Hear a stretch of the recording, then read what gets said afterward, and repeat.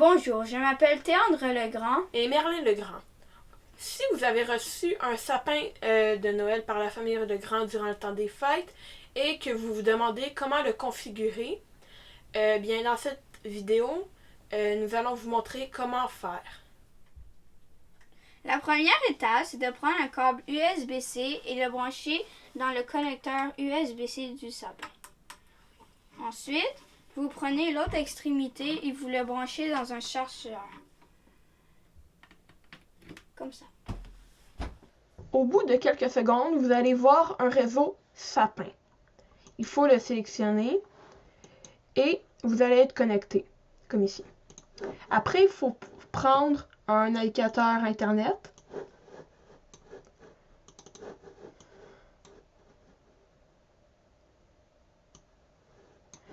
Et écrire 192.168.4.1. Et vous allez arriver sur ce site. La première étape dessus, c'est de le remettre à jour. Vous allez dans Mise à jour. Vous allez prendre le dossier, vous allez le décompresser.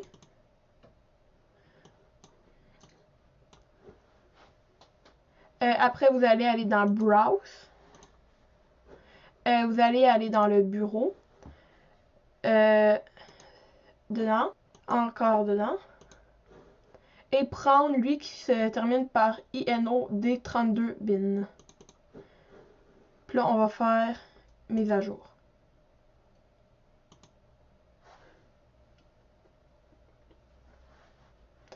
Après, il faut attendre 1 minute pour que la mise à jour soit finie.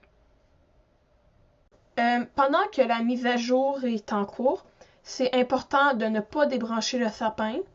Et quand la mise à jour va être finie, le sapin va redémarrer par lui-même. Ensuite, il faut retourner dans Mise à jour. Après, il faut retourner dans Browse, cliquer dessus et prendre lui qui se termine par SPIFFS. Une fois que c'est fait, il faut remettre à jour. Et c'est encore important de ne pas débrancher le sapin. Une fois la mise à jour terminée, il faut débrancher et rebrancher le sapin. Une fois que vous aurez débranché le sapin et le rebranché, il faudra retourner sur le réseau sapin et réécrire 192.168.4.1. Puis quand vous arriverez sur le site, vous verrez que vous êtes rendu à la version 0.4. Ensuite, il faut mettre les paramètres Wi-Fi. Pour le faire, il faut cliquer sur le mot Wi-Fi ici.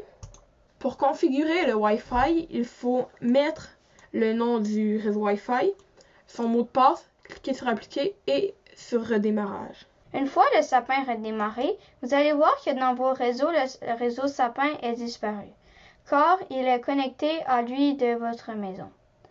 Si le réseau sapin est encore là, ça veut dire qu'il n'a pas réussi à se connecter à lui de votre maison. Vous devrez recommencer et marquer le bon nom de votre réseau Wi-Fi et votre bon mot de passe. Une fois qu'il sera connecté sur votre réseau Wi-Fi, vous pouvez accéder au sapin en tapant dans votre navigateur Internet http://sapin.local.